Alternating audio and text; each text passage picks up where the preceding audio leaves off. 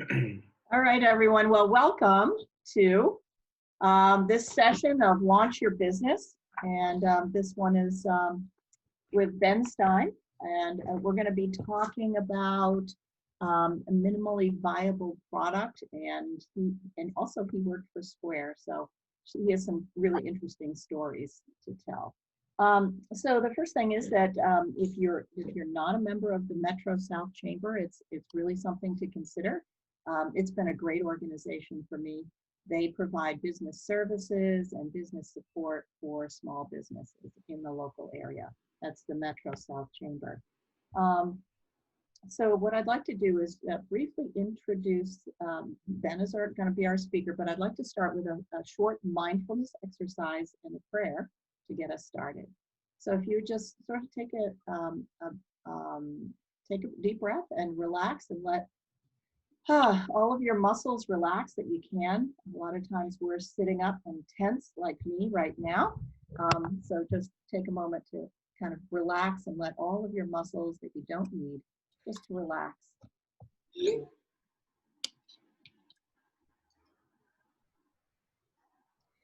And just imagine the energy just flowing down through your body and relaxing everything you can, imagining expanding into this space around you. You might want to move just a little bit to kind of get things kind of to relax. And then do a body scan. So notice where you are still tense and try and breathe into that and let that go too. I'm calling this a Gleeworks moment, and this is a way to kind of check in with yourself on a regular basis. And as you get to be able to do it more quickly, it's a way of checking in with yourself even during times of stress. And the prayer is, thank you so much for everyone that's attending here. We ask that this might be fruitful and helpful to each person here. And we're grateful for the opportunity to share and speak with Ben and to learn more about minimally viable products. Amen. All right. So I met Ben through the Metro South Chamber. Good. And yep, and you just started the SMBX, right? Mm-hmm. Yeah. And I think you'll talk more about that. But so let's jump right in. So Ben, why don't you give a little overview of minimally viable products and what was your first experience with that? Sure. So I'll talk a little bit about my first experience later. I think the bulk of my work in terms of experience with MVPs, as they're called, was at Square. And my first job at Square, which was kind of like my third job in my life, was beta programs lead. And what this role did was my job was to go find people already using the Square Reader and convince them to try the new products that Square was coming out with. And so we started with nobody. We would just kind of like build something, launch, and then we get a bunch of feedback about it, right? And they'd be like, well, it doesn't work, or I don't think about my business this way, or I wanted this instead. And so I kind of went out to the community, collected a lot of that feedback, and then kind of channeled it to our product managers and engineering teams to help build a system basically to launch MVPs, to change the way that we thought about launching products.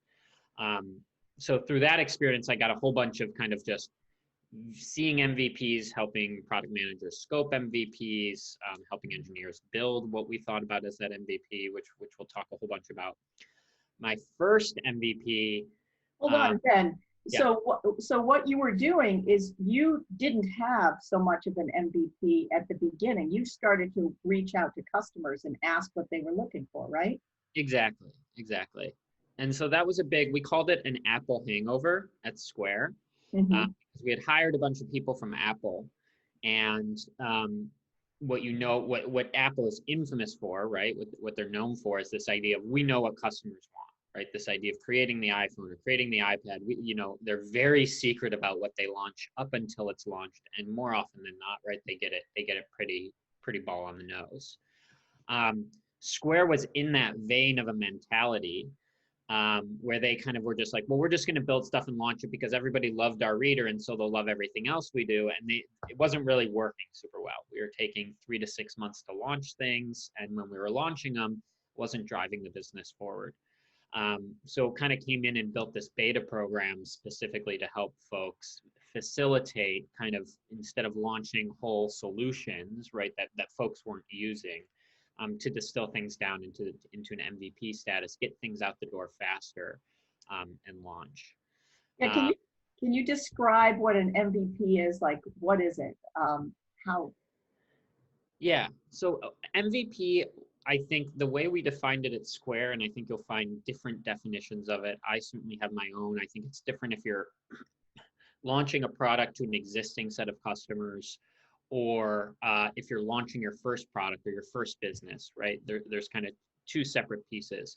But what we really look at is, it's like distilling what you're solving into a very specific problem, and then the least amount, the laziest you can be to solve that problem, right? And get paid. The great example, which is actually my first example of an MVP, is my parents own a camp, or they did. They owned a camp for 30 years. The last year they ran it before they sold it, they had over 450 kids in 20 programs in, 20 different countries all around the world. You'd go rock climbing, whitewater rafting in Panama, or, doing a language immersion program in Spain. They had all these different programs. But what they launched with 20 years or 30 years ago was none of that, right? They didn't go and raise funds or try and launch multiple trips. Their first iteration, their MVP of building a camp, was my dad taking 8 students out into the wilderness for 8 weeks, right? And creating this curriculum and just sharing the knowledge that he had from being in the outdoors. That I think is a really good example. A lot of people want to go build a camp, or they have this vision of this grand business they want to build. If you can distill that into something very, very simple that you yourself control, that you can make money off of, especially if you're starting kind of a business for the first time, that's how I kind of define MVP. It's like, what's that least I can do to get paid for a service, right? Or the smallest scope of product I can build to solve a specific problem. And I think you mentioned that when Square started their reader, that it was not a reader. Yeah, that's another really good example. When Square started, the story that Jim McKelvey, who is a professor at Wash U, which is where I went to school, which is kind of like my connection to them, how I started to get the job. He was a glass blower, so he taught a glass blowing class, and he would make these fancy glass faucets, right, that sold for like $2,000 or $3,000. And somebody came into his shop, just walked into the store one day, not like a store, it's like this big, furnace and everything in the back, and loved this piece of faucet that he had built, and he couldn't sell it. They didn't have any cash on him. They didn't have $2,000 in cash, and they didn't have a checkbook. He didn't have a credit card reader because they were too expensive to create. He had his phone in his pocket, but he was like, there should be a way for me to accept a credit card right here. I would like to be able to transact with my customer. I've got a supercomputer in my pocket. Why can't I accept credit cards on it? So called his buddy Jack Dorsey, who's also in St. Louis. And their first version of this was not like, let's go design a reader, let's go do all of these things. The first thing they did was, how do we actually get a credit card number into a phone without pressing any buttons? And so what they developed, and if you go to the Square office, you'll see this, is they just took like one of those simple mag readers, and what they did is they wrote a really simple program that would just say in like Siri's voice or in a voice the numbers on the credit card and play that through the headphone jack. If you remember, phones used to have headphone jacks, they don't anymore. So the idea was you'd like scan this credit card reader, and literally that reader would just go 4, 1, 3, 9, or like whatever it was. And Siri, the headphone jack, they built an application on the phone that would just interpret those numbers that it was hearing, right, and turn that and fill that out into the credit card line. Now, obviously, this isn't something that would ever pass security, right? There's like a whole bunch of issues with it, but that was their MVP, right? That was their minimum viable product to show, hey, look, we can take credit card information without pressing any buttons, get credit card information into a phone. Now let's go pursue the rest of this business. Now let's go figure out what we need to do on the security side, on the compliance side, right? On the risk side to go enable this piece.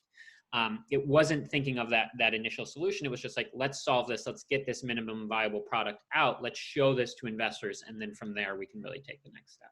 That's awesome. Yeah. Does anybody have any questions?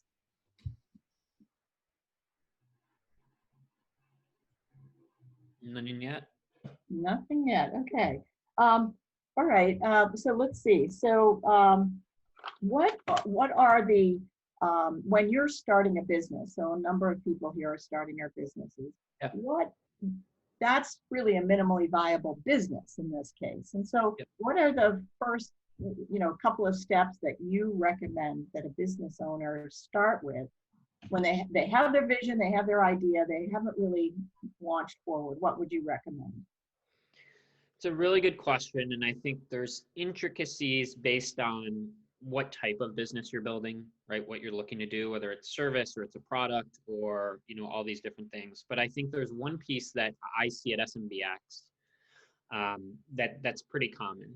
So give us a little bit of a history of what SMBX is. Yeah, for sure. So at SMBX, we're making small business investing easy. Our little commercial is, it's really hard to invest locally, right? If you think about investing in Boston or investing in San Francisco or whatever city you're in, you can't really invest locally, right? Requires a lot of capital. Small business owners have to go pitch to angel investors, right? You need a bunch of money. There's a bunch of overhead. You got to get your lawyers involved. We've developed a really simple process to invest in a small business and then get monthly payments back for investors. Similarly, small businesses can raise money from their community, right? And just make one monthly payment. It's just a debt instrument through what we call small business bonds. But in talking with a bunch of business owners, we get startups coming to us asking if they can do it. We get established businesses. And there's kind of two pieces that I think are really, really critical. The first is getting an LLC structure or corporation structure set up and starting to run your financials through that. Because that does two things. One, your business starts to build a history, and it most importantly starts to build a history with the IRS. When banks look to loan, right, especially that initial loan, if you're first time business taking out a loan from a bank or from your community or whoever, the more history you have, right, that is experience both for you as an entrepreneur, right, saying I've been running a business for 2 years, I haven't been running an idea for 2 years. But you start to build that financial history in terms of revenue year over year, right, in terms of growth, in terms of all these other pieces. And so I think it's really important to get that structure set up. It can be a sole proprietorship, but start to look at those finances separately and start to look at them specific to the business. What are your costs? It doesn't have to be profitable, right? Nobody's asking you to go build a profitable business, but you should start to think of your business in terms of the balance sheet and the profit and loss, because investors and anybody else who you want to talk to about the business, ideas are great, future roadmap is great, all this other stuff that you can do is great, but what it's going to come down to in the end, unfortunately, right, and a little bit fortunately, right, are the financials. And so the earlier you can start to build that history, the more history you'll have, right, and it shows you as a business owner are sophisticated enough to go take those initial steps to get things set up, right, and start to be generating or doing revenue or whatever that is on your own. Yeah, that's great. So next week, we're going to have Jill Beresford from the Massachusetts Small Business Development Center, and she's going to be talking about cash and just how important it is when you go and look for it. So that's an excellent point, Ben. And a lot of companies aren't doing that. They're building their idea. They're just doing it, passing through their own personal, tax return, and they're not generating that. So what's the next? Yes, what? No, I was going to say, you can do it through, like, you can be a sole proprietor, right? And it can be on your personal tax return, but you want to be able to separate that out for your investors. You want to be able to show that profit and loss statement. If your income is one number with your salary and the side income you make, right? That's going to show me what type of business owner you are. As an investor, that's going to be something, that I'm going to not necessarily frown upon, but it's different than you can say, hey, look, here's my business for last year. Here it is 2 years ago. Right. So you've got that. So you said in starting a business, the first is to get your LLC or your whatever, and then show profit and loss. What's another item that is important when you're building it? In terms of identifying, what's the most important, your problem or that sort of thing. Yeah, I think so. So you've got your basic structure set up, right? The next piece that I encourage folks to think about is, what is this MVP, right? What is bootstrapping? What does this look like? How do you offer this service? How do you offer your product in as small a way as possible? And there's two examples I'll kind of give of folks I've talked to recently. The first, just at a broad basis, think about your typical bake sale, right? Somebody wants to start a bakery. There's a difference between somebody who goes, finds a school event or finds a spot on the corner or does a pop-up, right? Launches their product, sells muffins, let's just say, right? And those muffins and those sales from those muffins, right, are all registered to the LLC, right, or to the business, right? You've got a profit and loss. Maybe it isn't profitable, maybe it is, but you're selling things and you're generating revenue within that business. And then there's another person who goes out and does all that stuff, but just keeps the cash in their pocket and never files anything on taxes, right? Doesn't declare anything. So I think the second piece that we think about is like, how do you start to generate revenue and who is the product or what is the product?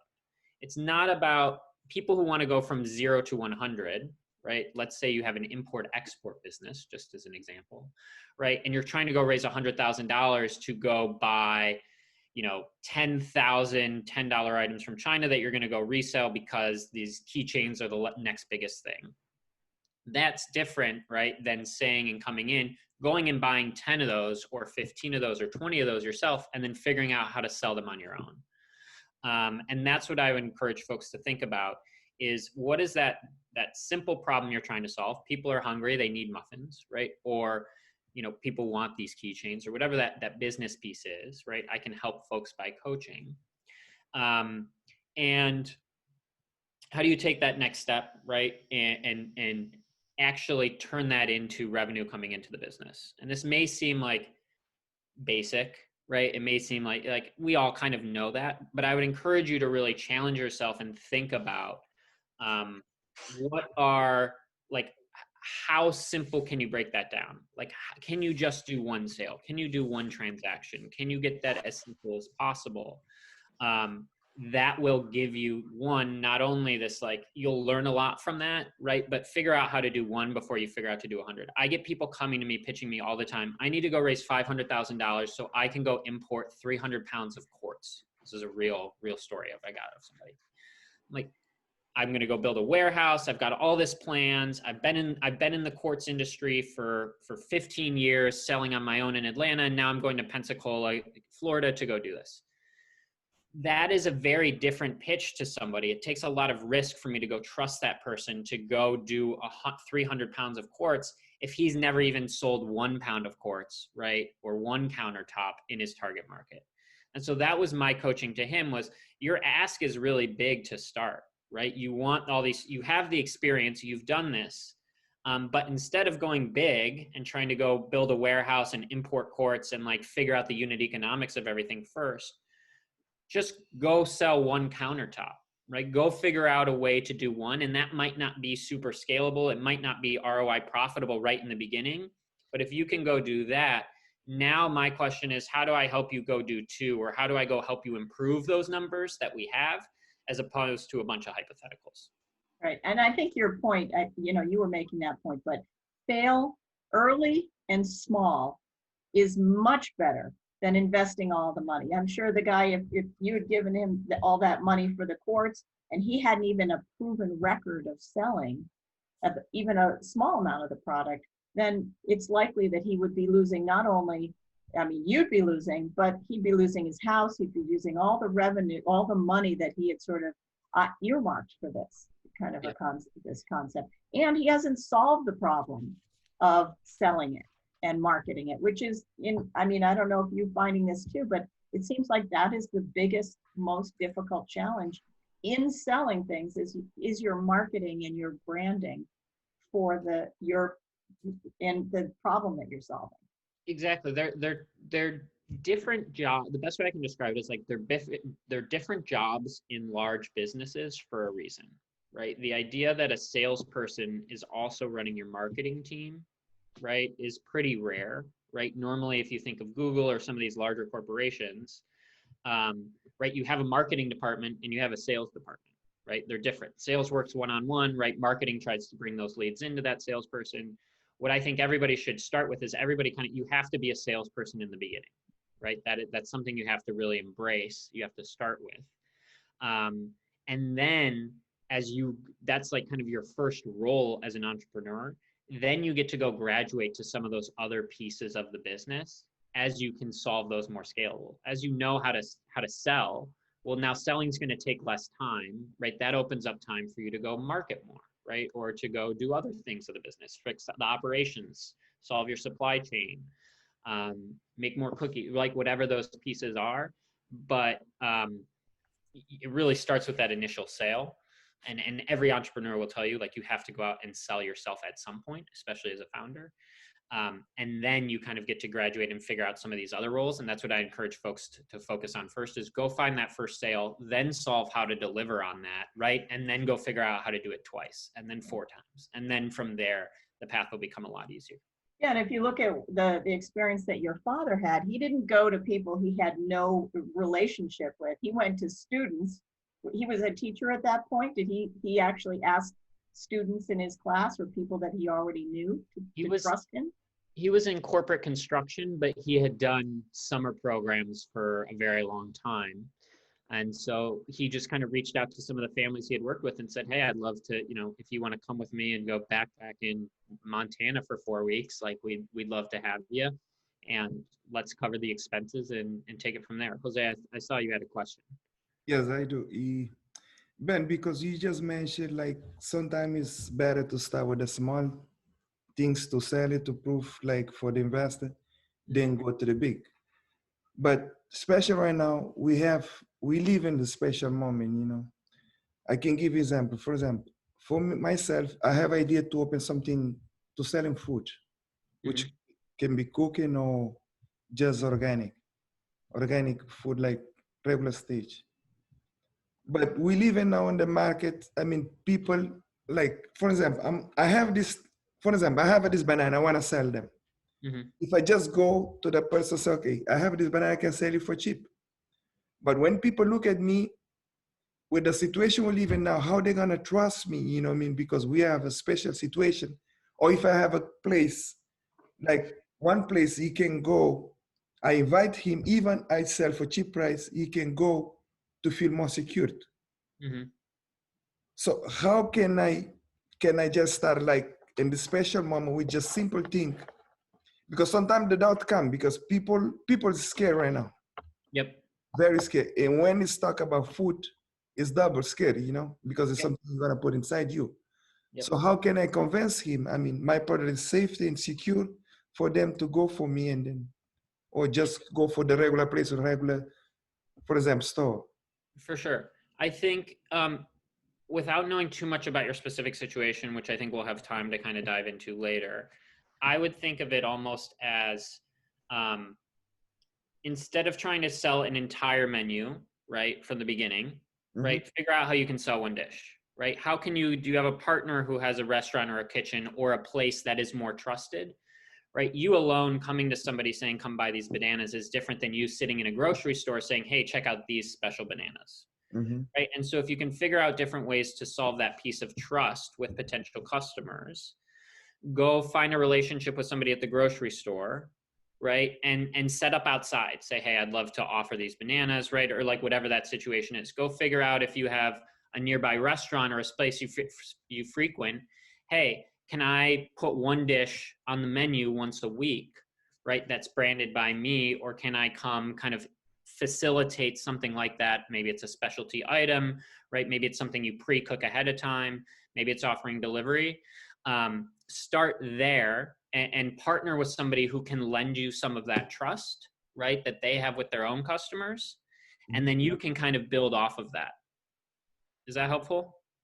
It is. But the question is because the trust right now is the situation we live in now. The trust, even yourself, you start without it, because the situation, people are scared. And then when people like you go for them to show your product, if myself I start to doubt it, if these people's gonna trust me, I mean, how I'm gonna pitch them? I mean, convince them the thing is safe.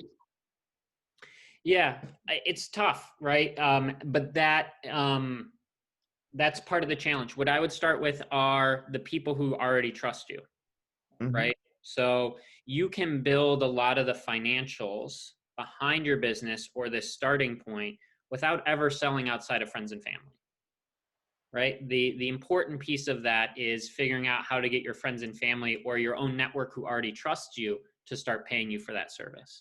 So what I might say is just as an example, make 40 to-go plates or 40 lunches, right, that are pre-packaged, and figure out how you get your friends and family to come pick that up from your house, right? Do that for 3 months, right? Or maybe it's once a week, right, where they come and they pick up those dishes from you. You go to Costco, you buy a bunch of plastic pieces, right, plastic Tupperware to put stuff in, right, and sell to those folks first, right? Get them coming to you for lunch where they already have that trust with you. Rely on that network, rely on church groups, right? School groups. There's a bunch of kind of networks where if you can insert yourself and kind of do a little bit of advertising, those people know you, right? They probably have more affiliation and trust with you. It's less about convincing complete strangers of the whole package right away. Rely on where you already have some of those pieces of trust or familiarity with folks. And then from there, right, use those people to go and gain trust of other folks, right? If you're building something that people love, they're going to feel comfortable telling folks about it. If you're building something that's safe, right, they're going to feel comfortable telling folks about it and expand from there, as opposed to kind of trying and convincing somebody of everything, including yourself, including what you're making, including what you're selling, right, et cetera, et cetera, et cetera. Simplify it down, right? And I think, Jose, I think there's also an element of what you believe is going to happen.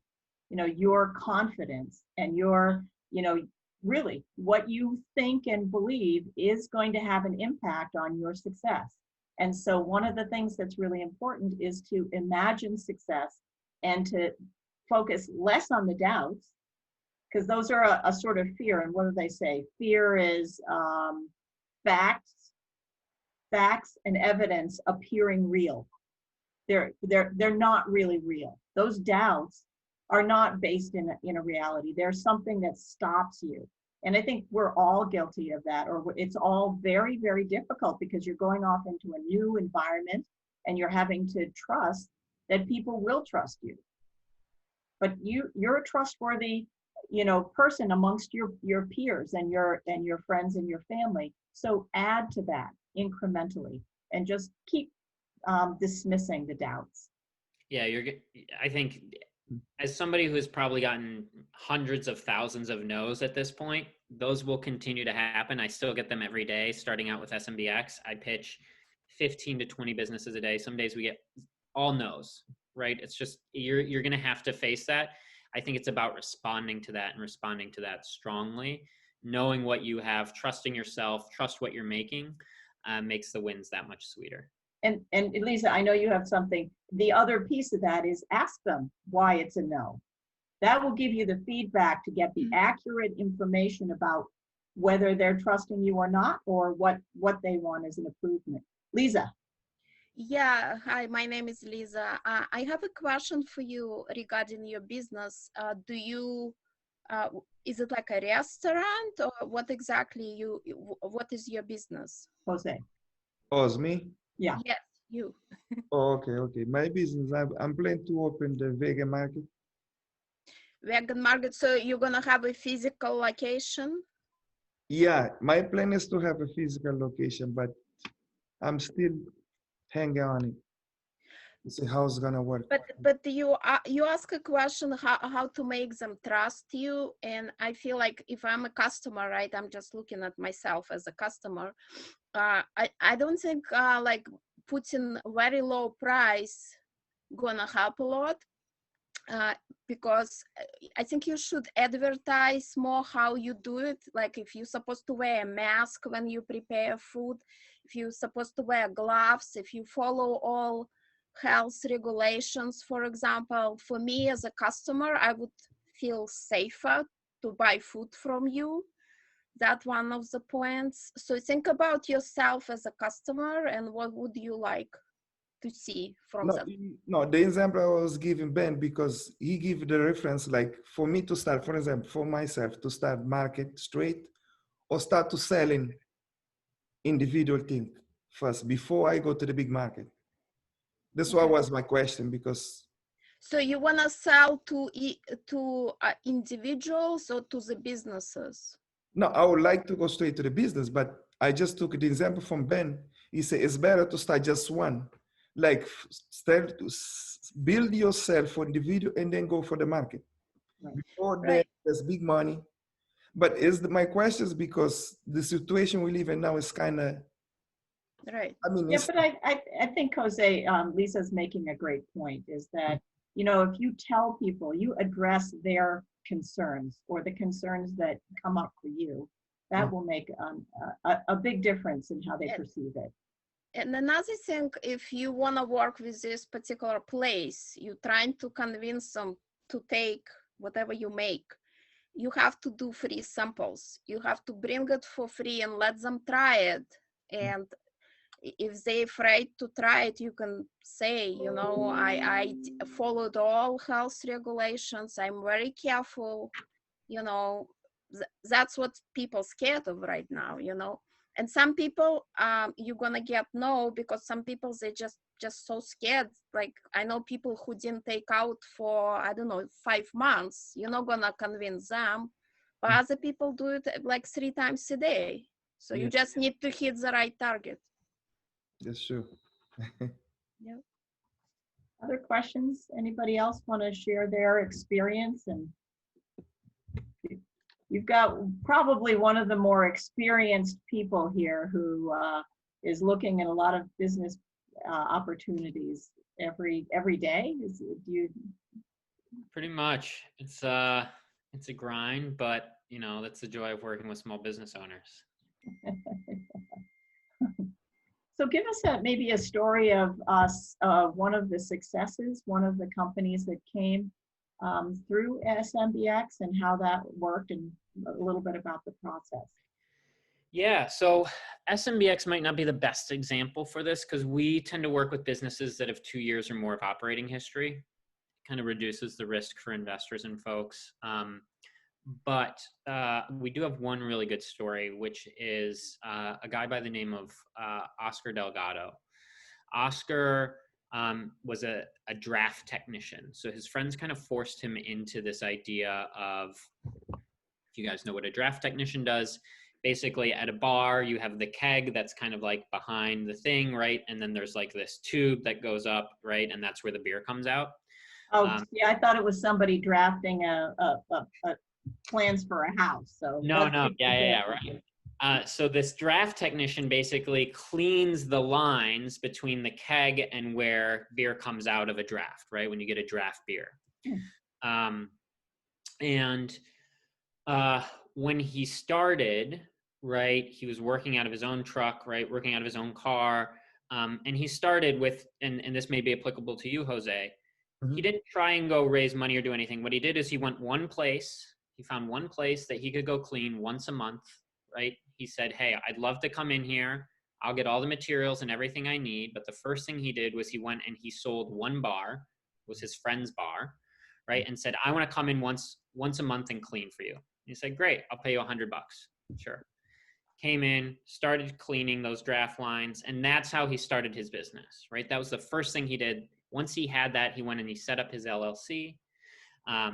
He then started to declare that $100 of revenue that he was making a month just under the LLC's name, right? Started to generate his financial statements, et cetera, et cetera, et cetera. But that was his MVP, right? He knew he wanted to grow this business into something more, but he started with one bar, right? Going to them once a month, and he got that down. Once he had that, as he was working his other job, his full-time job, he just went to the next one, right? He said, hey, Rich, do you know any other bar owners who I could, clean their taps for? He said, you do such a great job cleaning mine, right? I'm such a fan of what you do for us. Let me go make 2 or 3 introductions.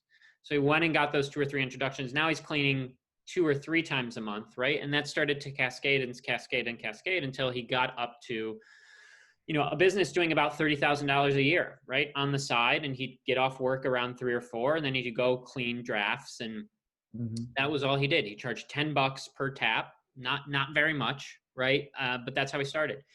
And as he did that, as he took over such a simple piece of this bar's operation, he started to then think about what are the other services that I can provide that might make me a little bit more money than going and making, $10 an hour. That's not super sexy. So then as he earned the trust of these bar owners, now he started to introduce additional services. Hey, I can actually install, right, these pieces of draft equipment. I can set up your lines. I can clean them up, right? I can organize everything. I can come back here more often, et cetera, et cetera, et cetera. He started to add additional layers of services to that business. And as he did, right, demand started to grow. Now he needed to spend 2 or 3 hours at a place instead of the 1 hour, so he could only do so much. So that's when Oscar came to us about 2 years into his journey.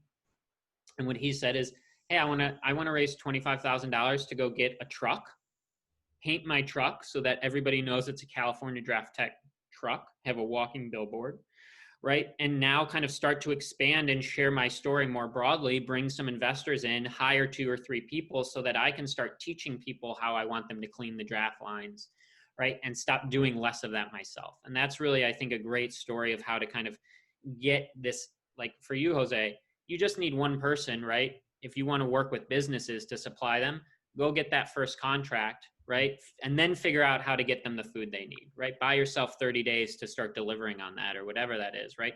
Start with that one. And then now you have 2 paths. Either one, how do I go sell that same product to more than one business? Or how do I sell multiple products, right, to one business? But the first piece there is, right, that initial relationship between you and the business. That's really where Oscar started. And so I think it's a good story and kind of distilling down that initial product to yourself, right? What can you do? What are you going to be able to go out and execute on as a starting point? So I have a question because like you just said, for my MVP, for example, I have this idea to sell cooking food. But for me to sell cooking food, I have to depend someone to cooking for me. So for my MVP, like you said, so it should be easy for me just to look for something I can do. I don't have to depend on nobody. Just do it. For example, if I want to sell food, I need someone to cook for me so I can sell that food because I don't do it. But I have this other idea. I can do my business without just depend on someone, just to be like the distributor. Because my goal to be the distributor is just to make, when I open my market, to make more easy for me to compete with the others market, to have the things in good price. Yeah. So for me to have this decision, probably is gonna, I'm just asking you, is it easy for me just to go for the distributor, just one product, or to be cook food? What do you think? Which I depend on person to do for me. So I think your situation, only you know that answer, right? Was what I'll say is you'll know which is easier. What I would say is it seems to me like you've got 2 decisions, right, to make. Either one, right, you go find somebody who can cook food for you, and that's got to be your first sale, right? You've got to convince somebody to let you sell their food. Or 2, right, you got to go find somebody who wants food, have them say, hey, I have demand for this, and then you can go find that person. But you've got a chicken and egg problem, right? You need the food to be able to sell to a business. You need the business to be able to get somebody to come cook for you, right? Nobody's going to come cook for you for free. Yes. So what I would encourage you to do is either one, think about your network, right? Who within your network is going to be that initial chef, right? Or can introduce you there? How do you actually go out and not sell the business, but sell somebody to cook with you or partner with you? How do you go find that partner, right? And convince that partner that you're the right person to work with. Or 2, right, go and create demand for something, right? And then you're bringing, hey, I can go sell this food for you. I already have a partner. Now you just need to go find that chef. And Jose, and Jose, what I hear you saying is you want to be a distributor. You don't want to be cooking the food. you want to be the middleman between getting the food and giving it to customers. Is that right? Yes, because the distributor is more easy for me because I can get this product and go sell straight to the, like for example, for the restaurant or grocery store. But for me to have a food cooking, I need this chef for me Yeah, yeah. to cook for me so I can distribute it or sell for myself the food. But the question is because for me to depend on the chef, so for me to start it, for example, I just speak to this guy. I wanted him to work with me, but he told me, so how much are you gonna pay me? Because I mean, I already make this kind of money, you know? Mhm. It's a So challenge. So I think your first piece there is like, instead of how much are you going to pay me per year or per hour, right? You've got somebody who's interested in cooking for you if you can pay them. Now you just have to go figure out the demand side, right? Go Yes. figure out somebody who wants to buy that stuff and then go back to him and say, hey, look, here's how much we're going to make. I'll pay you 3/4 of this. Or I'll pay you the majority of it. And we'll do our first kind of transaction, right? Let's try this. You come with me. I need a weekend of your time, right? Or I need, we need to make this many dishes, Mhm. right? But you got to bring him, you got to go figure out where that money's going to come from. Otherwise, it's got to come from you. Mhm. Now you have, it sounds to me like you've actually solved that piece. You have somebody who's like, hey, I'm willing to do this and partner with you if you can pay me. Now you got to go figure out where you can bring that money in from. Anybody else have other questions Do, or want to share a little bit about their business and how this happens? Yeah. I want to ask Jose one more question. Do you know what is that food you're gonna be cooking? You've been talking about delivering food to the different places. Do you know exactly what you're gonna cook or you don't? Yeah, I do. I'm gonna cook vegan food. I already have a couple of dishes figured out. Is it gonna be like the food they have to reheat, or like how they gonna, like, is it gonna be easy for them to serve when you deliver that food? Yes, it's gonna be heat. It's gonna be cooking. Mhm. Yes. All right. Anybody else? Any other questions or want to share what where they are with their companies? Deborah or Nancy? All right. So Ben, what is what inspires you? Oh, what inspires me? Retirement? No, I think I've always had a philosophy. So my original plan after school was to go and work for my parents. But in kind of doing that, I realized if I went and worked for my parents after school, I'd be working for a camp for the rest of my life. And I wasn't quite ready to sign that up. But what I did take away from that was I wanted to just go make the world easier for business owners like my parents. That was really my goal, was whatever I work on, being able to see my parents use that successfully, right? Or see them, having that something be beneficial to other small business owners, like my parents. And so I think to a degree, you could say my parents, but my parents' business and doing something good in the world that would have benefited them at the time, or that I could see them using now, is how I try and define what I go out and do and what I work on. Mm-hmm. Nice. Any books that you particularly like or recommend? Books. Yeah. So my favorite entrepreneurship book is a book called The Lean Startup. I'd really recommend you all read it.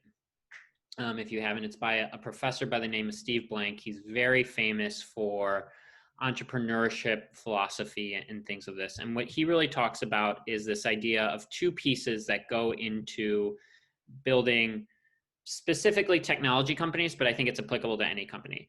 The first is product development, right? How do you build your product? What do you build? What dishes do you cook, right? What do you serve? What features does the app have? And the other piece of this is customer development, right? Who are your customers? What do they want? What problems are they facing? What do they want to see? And I think what a lot of folks do today is they either build their product first, way too much, and they never do any customer development, so their product doesn't match up with who their customers are. Or they research their customers so thoroughly that they never spend any time building product, and so they have this great understanding of who the market is and who they're going to sell to, but they don't actually have any product piece. So what he talks about is starting with this MVP on both sides, right? You have your minimum viable product for what your product is, and a minimum viable product for understanding who your customer is. And then you build those two together simultaneously, right? Your customers inform what your product roadmap is, and as your product roadmap grows, that should inform, right, how you gather and bring in new customers or keep those existing ones you have or grow their LTV, whatever those strategies you might have to grow your business are. Awesome. Called the lean startup. So Ben, I have a question. What's the requirement for you guys to invest in the small business? Yeah, so great question. We require 2 years of operating history and then year-over-year growth or positive net income, somewhere in there. But you need, and this will be true for any private lender that you work with, you'll need profit and loss statements, a balance sheet, and your last 2 years of tax returns.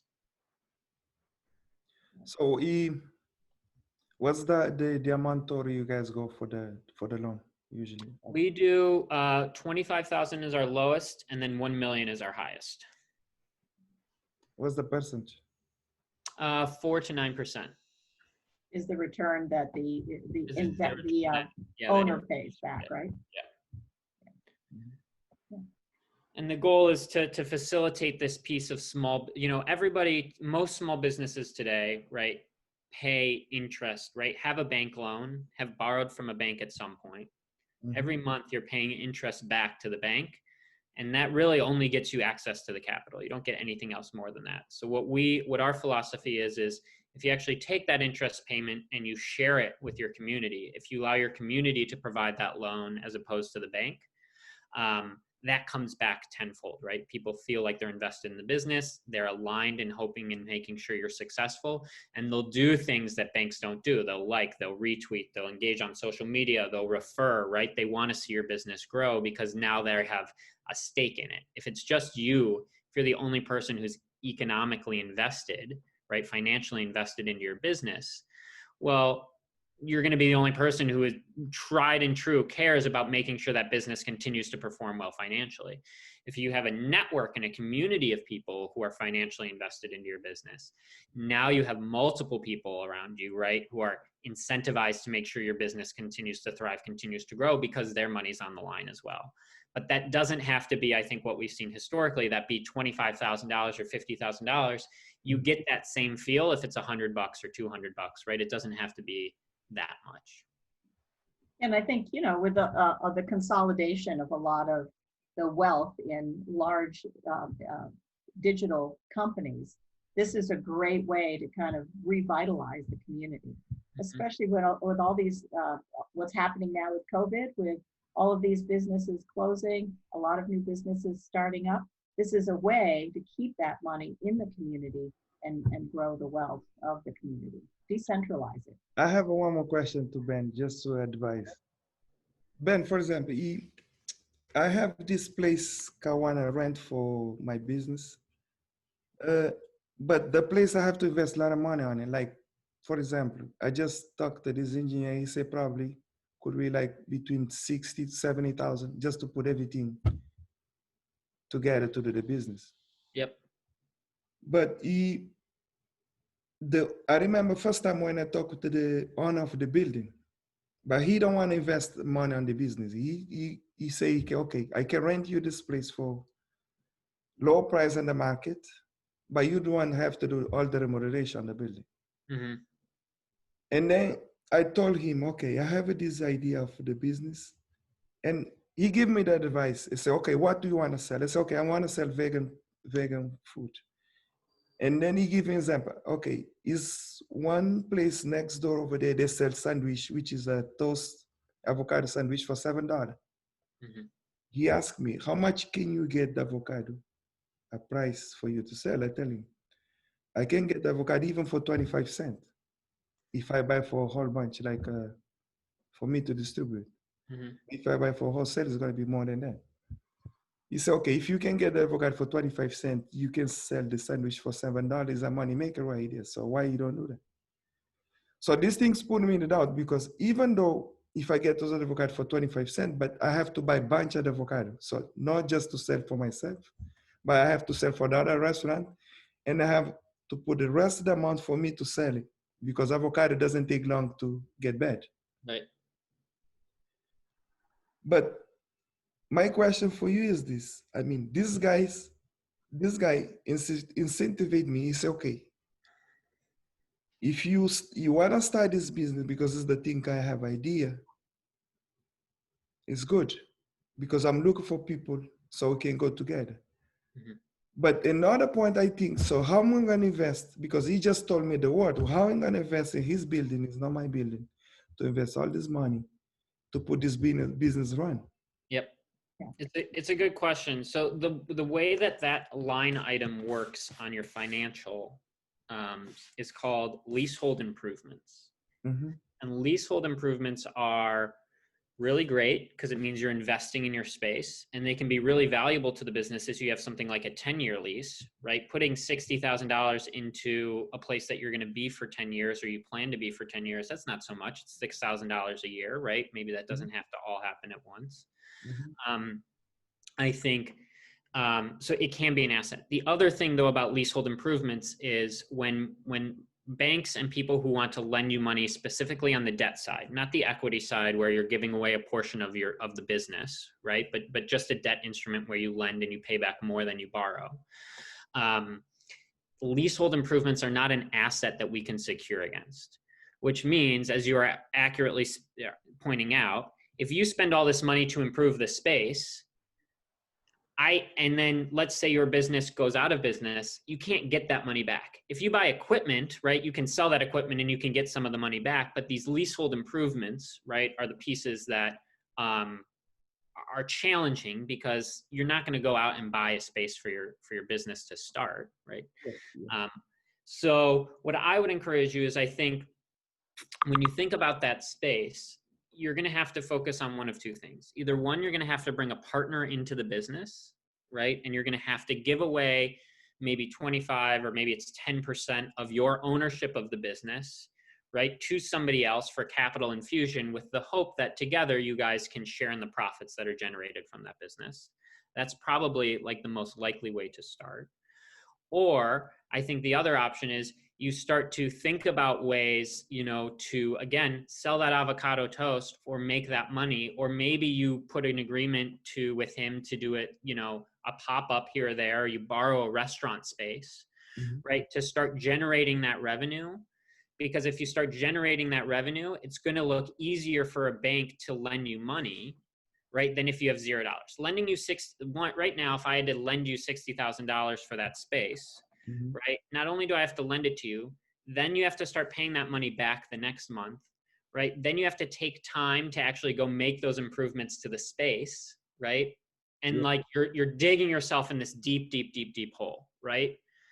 And then hopefully you open and you're making enough money, right, to make up for all of that and more. That, I think, is just a really big challenge for some entrepreneurs are really great at it. Some people who have that capital, who are willing to go put that money down because, they have that conviction that this is what they want to do, they can do that. I think the easier way to approach it and kind of what we've been talking about today is think smaller, right? Get started, start revenue coming through the business, so that if you're making, let's just say, $1,000 a month, right? $1,000 a month isn't that much, right? It's what, $30 a day, $40 a day, somewhere in there, Mm-hmm. right? If you can do that, right, now all of a sudden, when I lend you $60,000, I know you can already pay back $500 a month, right? Because that money is coming into the business. So it doesn't have to be this like big launch that all of a sudden everything, like all the puzzle pieces come together at once. If you can just start generating that revenue, it's going to open up opportunities for capital for you long-term, right? In ways that you don't have to dig yourself into that big hole. And now all the risk is on you, because if everything doesn't work out, right, you're going to be the only one in the hole, as opposed to if you can find other ways to creatively start selling products, right, to bring money into the business, now your risk is lessened and you can borrow against that revenue that you have. Is that helpful? It is, it is. It Yeah. is. So we've got about 2 minutes, and I just wanted to wrap it up.